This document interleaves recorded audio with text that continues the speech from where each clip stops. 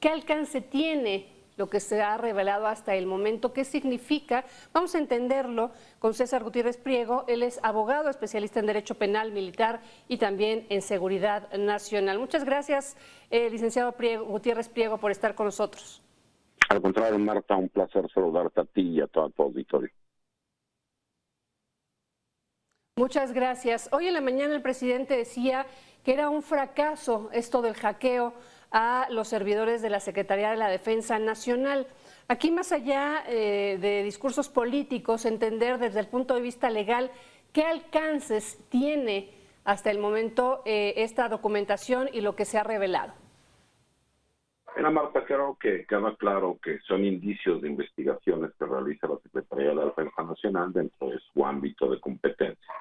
Ellos tienen la autorización de forma constitucional de realizar cierto tipo de investigaciones, las cuales tienen que estar apegadas a derecho y tienen que cumplir con las formalidades de ley respecto a ciertos grupos del crimen organizado. Y estos criminales, a su vez, pues por supuesto que dentro de la infraestructura que tienen, pues hay autoridades que pueden estar cooptadas por estos grupos criminales. Eso no quita que tiene que haber una investigación por la Fiscalía General de la República para determinar si la información que se está obteniendo es verídica, real y realmente existen los nexos, pero por lo menos nos da un indicio. Y ese indicio lo que nos demuestra es que por lo menos existe una sospecha sobre ciertos funcionarios. Y ahí es donde la Fiscalía General de la República debería retomar esa información por medio de noticia criminal e iniciar las carpetas de investigación, si no es que ya están iniciadas, y saber cómo han ido avanzando esas investigaciones. Aquí entender sobre qué estamos parados. Hay que entender, y usted nos va a aclarar, licenciado Gutiérrez Priego, la filtración per se no es un delito. Es un delito y lo que se obtenga a través de esta práctica constitutiva de un delito no tiene validez oficial, tengo entendido yo, pero obliga a una autoridad a investigar. Sí lo obligaría, como bien lo comentamos. La misma ley te contempla que por noticia criminal tú puedes iniciar las carpetas de investigación. ¿Qué significa eso? Cuando tú tienes conocimiento de que se pueden estar cometiendo cierto tipo de delitos, tú tienes la facultad para iniciar una investigación por medio de una carpeta de investigación, que sea el agente del Ministerio Público con los órganos legales que le corresponden, quien inicie una investigación para ver si los datos que fueron de conocimiento público, aunque fueron filtrados y obtenidos de forma ilegal, pudiesen realmente tener hechos que pudiesen ser constitutivos de delito. Y sí, sí se podría hacer, y no es que, como te comento, muchas de estas carpetas de investigación ya deben de existir. De acuerdo. Aquí otra cosa que nos interesa entender al grueso de la población que sabemos poco de leyes, justamente es el camino que se debe seguir. Dice usted que sí se obliga y que de alguna forma se tiene la facultad. Estamos hablando de un asunto más legal o más de voluntad política. Sobre todo se lo pregunto, licenciado, en el contexto de lo que estamos viviendo, en donde realmente decía yo desde ayer, el interés de la mayoría de los grupos políticos, si no de todos en México, es el 2024 y se toma todo esto como un ataque hacia el gobierno actual y no como lo que debe ser, que para mí, usted nos va también a aclarar, es un riesgo no solamente para la seguridad de los mexicanos, sino para la seguridad del país. Mira, lamentablemente hemos visto, y lo seguiremos viendo en los meses por venir y en los próximos 2 años, que todo se ha politizado, ¿no? Tanto a favor como en contra del gobierno federal. Los opositores tratan de crear una narrativa respecto a que todo está mal, que hay contubernio entre las autoridades, etcétera, y por parte del gobierno federal tratar de minimizar, ¿no? Desafortunadamente también en este hackeo hay mucha información que no está siendo verídica y que la misma se utiliza de forma sesgada por una cuestión muy sencilla. Okay. Una cosa es un informe de inteligencia militar en donde se dice que se tiene la presunción que existen nexos y que a su vez la misma Secretaría de la Defensa Nacional tendría que haber dado esa información a la Fiscalía General de la República o a las fiscalías, dependiendo si es del ámbito de la competencia del Foro Común. Y ellos a su vez tendrían que haber iniciado las carpetas de investigación. Si no están iniciadas las carpetas de investigación, con esta filtración de información se tendría que ver que la fuente de donde está están relevando sea real y iniciar, como te lo decía, por conocimiento, ¿no?, de hechos posiblemente constitutivos de delito o con apariencia de delito, carpetas de investigación. Y entonces sí decir si la información que fue filtrada puede tener o no, por medio de la presunción, realmente hechos con apariencia de delito. Esa es la parte en donde yo he comentado en diferentes entrevistas que desafortunadamente estaremos viendo durante los próximos años por venir hasta que se acabe el sexenio.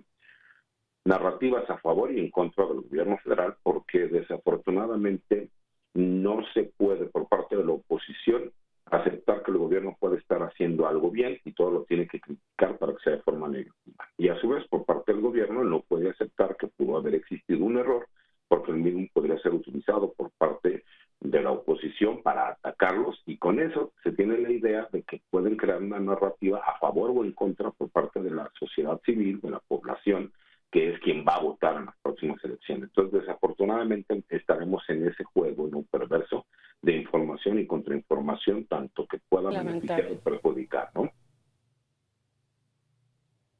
Sumamente lamentable, ¿no?, que estemos con una visión tan corta y tan mediocre de solamente tomarlo como un juego político entre los diferentes colores y no como un riesgo que significa. Y me gustaría justamente como abogado especialista en estos temas que nos dijera cuál es el riesgo de todo esto que se está viendo en los documentos, de lo que se está revelando si resultara verídico.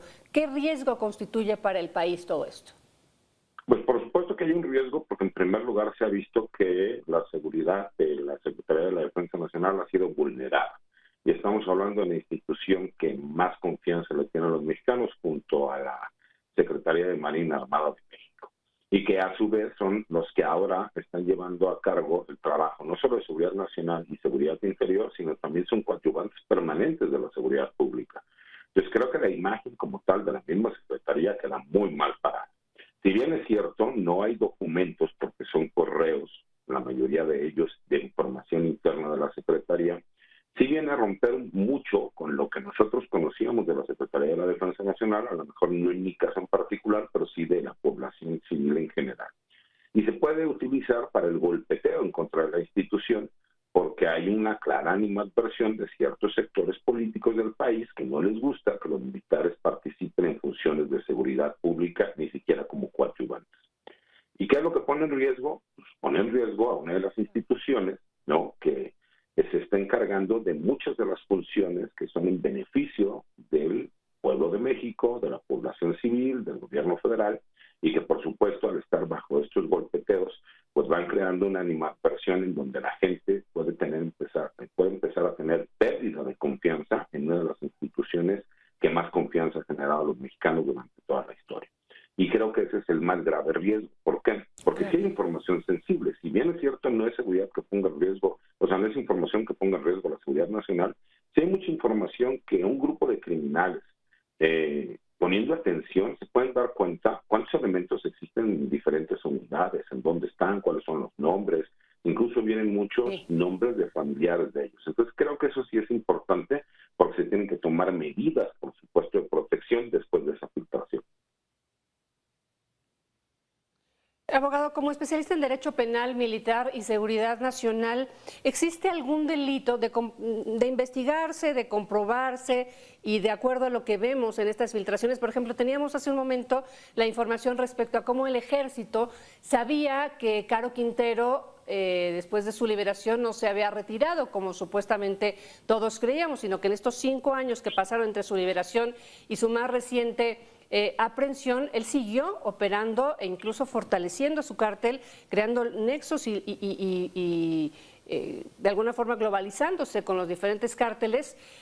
De ser cierto todo esto, que el Ejército lo haya sabido y no haya actuado, ¿se está constituyendo algún delito de el Ejército, de la Sedena? Hay que recordar también una cuestión. La Secretaría de la Defensa Nacional, de acuerdo a las facultades que pueda tener, pues puede hacer trabajo de investigación, pero quien está obligada, ¿no?, a realizar una carpeta de investigación para que esa carpeta de investigación pueda determinar en una orden de aprehensión, pues es la Fiscalía General de la República. Creo que aquí lo importante es saber si la información que tenía la Secretaría de la Defensa Nacional la compartía con la Fiscalía General de la República. ¿Por qué? Porque recordemos que mucho de este trabajo de investigación,